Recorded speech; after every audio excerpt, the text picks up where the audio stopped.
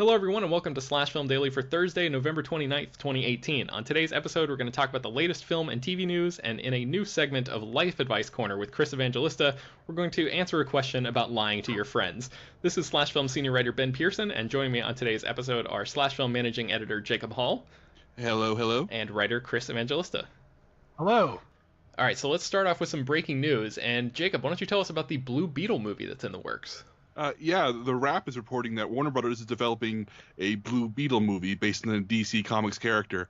And if you don't know who the Blue Beetle is, you're not alone. He's not a major character. So I'm imagining Warner Brothers looking at how Marvel has turned all these sort of second-string superheroes into major stars and saying, how can we do that? And the Blue Beetle is actually a good place to start with that.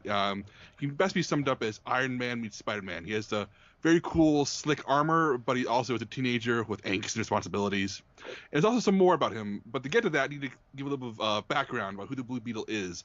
Hey Ben, you should grab a snack for this one. It's a little long-winded. Okay. But in order to understand the Blue Beetle, you have to understand that he existed before DC Comics existed and was called DC Comics. He was originally a character named Dan Garrett, very much a pulp character in line with the Shadow and Doc Savage.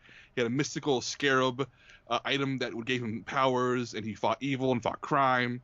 And then years after that, Ted Kord in the actual DC universe took over as the Blue Beetle, took up the mantle, wore a similar costume.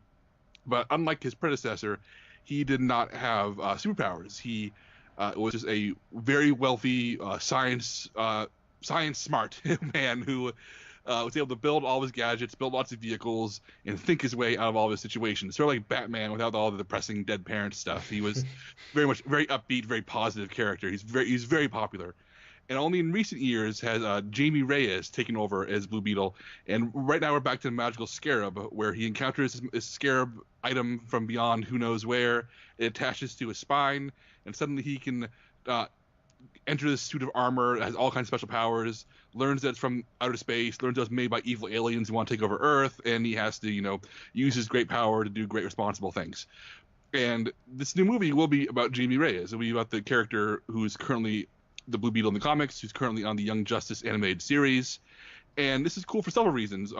One, the comic book nerd in me likes this because Jamie Reyes is not operating in a vacuum in the DC universe right now. Ted Kord, the previous Blue Beetle, the very smart, non-superpowered one, has sort of been his mentor. He's been sort of teaching him how to superhero, giving him gadgets, giving him advice. There's a really fun, mentor-mentee dynamic between the two of them that I think the movie should tap into, and I hope they tap into, and maybe just suggest, hey, Blue Beetle's always been here in this universe, and here's this new kid who takes up the name, and the old one comes by to, offer him some advice. It's sort of like shades of Batman Beyond, almost? Yeah, Batman Beyond, or even Ant-Man, with the two Ant-Men and Hank Pym and Scott Lang. I love the idea of, every couple of decades, a new superhero gets the armor or the suit and the new title, but the other one gets to hang around and give them advice. I actually really love that. But the other cool thing is that Jamie Reyes would be the first lead Hispanic or Latino superhero in a movie like this, both Marvel or DC. I mean, there have been Latino characters in DC movies before. There was Diablo in Suicide Squad, and there will be Rosie Perez, Renee Montoya in Birds of Prey. But we're living in the era of Black Panther and Wonder Woman, where people are starting to make it very clear, hey, superhero companies, we like to see superheroes who look like us, who aren't just more white guys. So it's both a smart decision, a fiscal decision on Warner Bros.' part to realize that, hey, we can be the first one in with Latino audiences, but also it's the moral decision of realizing that, hey, representation matters no matter what the internet comment boards tell you. So Ben, what do you think about this? Yeah, I mean, obviously the diversity aspect is a really cool thing. I think, we're seeing that also with like Spider-Man Into the Spider-Verse, which has a half black, half Hispanic lead in the character of Miles Morales. So this is it seems like we're heading in the right direction in terms of superhero representation finally, after so many years of just like sort of quasi boring white guys. Chris, what do you think about this? I don't know anything about the character, but this sounds interesting. It sounds cool. It sounds a little bit like Ant-Man, but beyond that, I like the diversity angle, and even though I am a little burned out on superhero movies, I'm always up for being surprised by a good one. Yeah, for sure. So let's move on to our next item, and that is a Dear Evan Hansen movie that is based on the popular musical. Chris, tell us about that one. Yeah, Dear Evan Hansen, the hit Broadway musical from the team that wrote music for La La Land and The Greatest Showman, is now getting a movie adaptation. And Steven Chbosky, who directed The Perks of Being a Wallflower, and he also wrote that novel, is in negotiations to helm the film. And this is one of those things that seems like inevitable because Dear Evan Hansen is a pretty big hit. It has a pretty big cultural footprint, and that's something a lot of Broadway musicals don't really have. You know, obviously everyone knows about Hamilton, but a lot of Broadway musicals, they open and they close in like 2 months and they're never heard of again. So for something like this to last, this opened in 2016 and it's still going strong, and it won a bunch of Tony Awards. You know, when that happens, it's only a matter of time before Hollywood comes calling, and that's what happened. So for those who don't know, what is this musical about? Dear Evan Hansen is about this teenager. He has anxiety disorder, and one of his schoolmates kills himself. And this main character, Evan Hansen, makes up a lie, basically saying he and this suicide victim were best friends. And the suicide victim's parents believe it, and they welcome him into his home. And as you can imagine, this will eventually lead to complications because he's basically emotionally using these people by lying about this and feeling conflicted about it. So it's not exactly a happy sort of thing, even though it's got like funny moments in it, but it has a very dark undercurrent to it. So you've never seen the show, but you've listened to the soundtrack for this one, right? Yeah, I haven't seen the show. The music is really good. I mean, there are a few songs that are forgettable, but there are a lot of really good numbers in this show. So it's got that going for it. And Jacob, you've also heard the soundtrack? Yeah, I have a slight grudge against this show because it beat out Natasha Pierre in Great Comet of 1812 at the Tonys, but it's a very, very good show. The music is very good, and unlike a lot of musicals, it is set very thoroughly in the here and now. It's a full-fledged, full-throated, big-hearted musical that's about events and situations and concepts that are unique to this era of the 21st century, which is extremely rare. So I'm excited to see that relayed in a musical. Very cool. So the 2019 Sundance Film Festival lineup was announced yesterday, and Slash Film is going to be at Sundance again, covering all sorts of reviews and probably some interviews and stuff as well. Chris, I think this is going to be your first time because you tried going last year and then ended up getting really sick, right? Yeah, I got deathly ill right before I was supposed to go, so I couldn't make it. And then Peter got injured. It was a bad year for Slash Film at Sundance, and hopefully that won't happen again in 2019. It was. You're gearing up for round 2. I'm going to be there, and I think Brad is going to be there as well, covering for the team. So we sort of poured through the lineup that was released yesterday of like over 100 movies, and I ended up pulling out about 10 of them to highlight and just sort of put on people's radar. And I'm not going to talk about all of them. I encourage everybody to go to slashfilm.com, check out the full article for this. But I just wanted to mention 3 movies here that particularly interested me, and just to sort of get your guys' take on them as we go through here. So one of them is called Velvet Buzzsaw, and it is from Dan Gilroy, who is the director and screenwriter of this movie. He wrote and directed Nightcrawler, the 2014 movie starring Jake Gyllenhaal, and this movie also reunites him with Jake Gyllenhaal. The synopsis is a thriller set in the contemporary art world scene of Los Angeles, where big money artists and mega collectors pay a high price when art collides with commerce.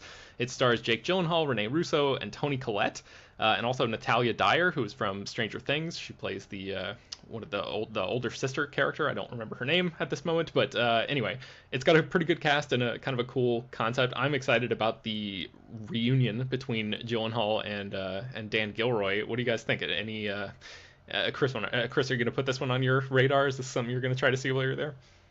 Yes, I am. This is definitely in like my top of the thing. I loved Nightcrawler. I love the idea of Gilroy and Gyllenhaal reuniting.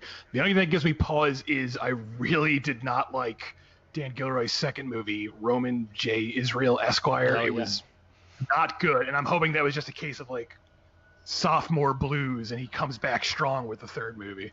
Yes, yes, for sure. All right, the next one is called The Report, and this is a movie from director and screenwriter Scott Z. Burns. Burns is a guy who's become a sort of go-to writer for Steven Soderbergh over the past few years. He wrote the screenplays for Side Effects and Contagion and The Informant. The synopsis for The Report is the story of Daniel Jones, lead investigator for the U.S. Senate's sweeping study into the CIA's detention and interrogation program, which was found to be brutal, immoral, and ineffective. With the truth at stake, Jones battled tirelessly to make public what many in power sought to keep hidden. And this one has arguably one of the best casts of any movie at Sundance this year. It's led by Adam Driver. Annette Bening is in it. John Hamm, Ted Levine, Maura Tierney, and Michael C. Hall round out that cast. So the world premiere of that movie is going to be there, and Soderbergh's actually producing this one too. Jacob, are you interested in this? I think Netflix has picked this movie up. Is that right? Is this one of the Netflix ones? Yeah, I believe Netflix grabbed this one, and it sounds interesting. I like everyone in that cast. I think someone on Slash Film Slack joked it sounds like we would like an Oscar the movie based on between that cast and that subject matter. But bring me all of the historical dramas. Fill me up with them. I want them. Very cool. And then the last one I wanted to mention is a movie called Late Night, and this one is written by Mindy Kaling, and it's from The Office, and it stars Mindy and Emma Thompson, and it's set in the world of late night TV. The premise is legendary late night talk show host's world is turned upside down when she hires her only female staff writer. Originally intended to smooth over diversity concerns, her decision has unexpectedly hilarious consequences as the two women separated by culture and generation are united by their love of a biting punchline. And this one stars, again, Emma Thompson, Mindy Kaling, John Lithgow, Paul Walter Hauser, who has broken out in a big way over the past few years in movies like I, Tonya, and Reed Scott and Amy Ryan. And I know Brad is really excited about this as our sort of resident comedy guy, and this obviously this movie is set in the world of late night comedy. So yeah, I'm stoked about this. The cast and the writer and everything, it sounds pretty great. Nisha Ganatra, I believe that's how you pronounce her name, is directing, and she's directed a bunch of episodes of TV shows, Brooklyn Nine-Nine, and I think she directed an episode of the Mindy Project. I assume maybe that's how she and Mindy hooked up originally. She's directing this one, so that sounds pretty cool. I'm looking forward to it. And again, go to slashfilm.com and check out the full list of all of the movies that are going to be playing at Sundance, or at least the first wave, the major first wave of announcements. There's like some shorts and stuff that are going to be announced a little bit later on. But in the meantime, let's talk about A24 and Kanopy. Chris, tell us what's going on here. A lot of people probably don't even know what Kanopy is, so fill us in on this. So this is a sad week for streaming because this is the end of Filmstruck. Actually, today is Filmstruck's final day, and that sucks because Filmstruck was great.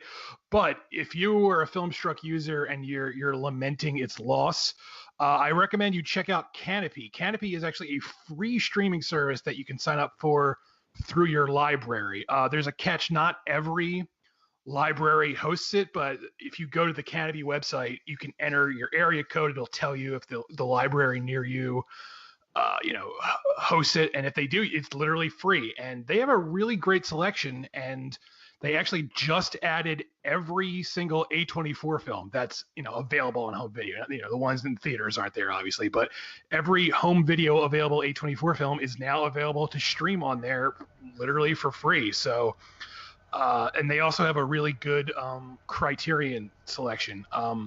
Filmstruck was ultimately better, because you were paying for it and you were getting more stuff. But, it's hard to beat free. So I'd recommend checking this out.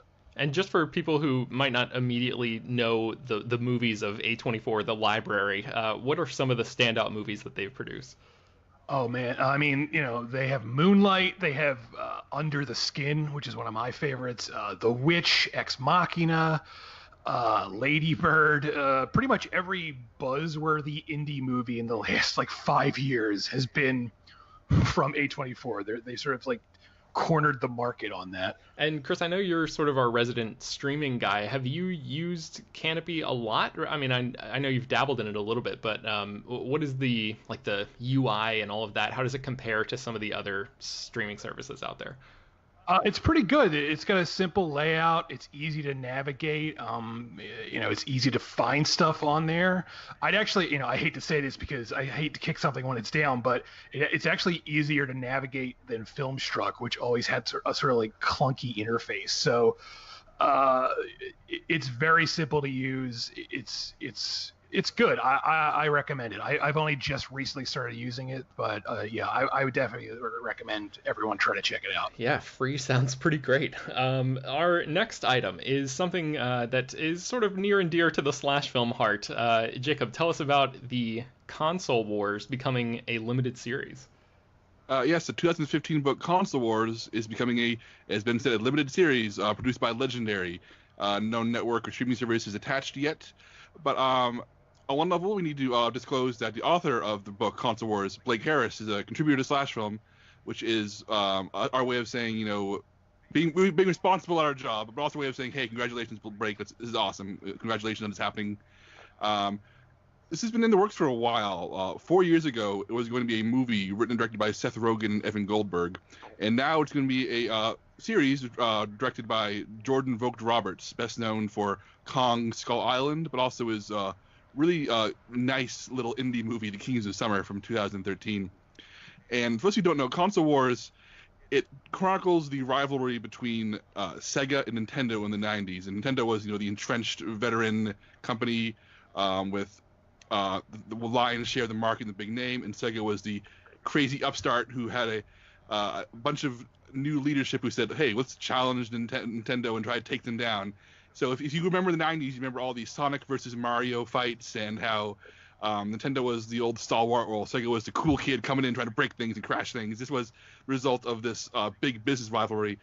And those of you who know video game history at all, Sega ultimately flies too close to the sun, which is why Nintendo is still around and Sega is not. But it's a really, really good story. I have not read Console Wars. I have a copy. I'm going to read it next now that this has been announced.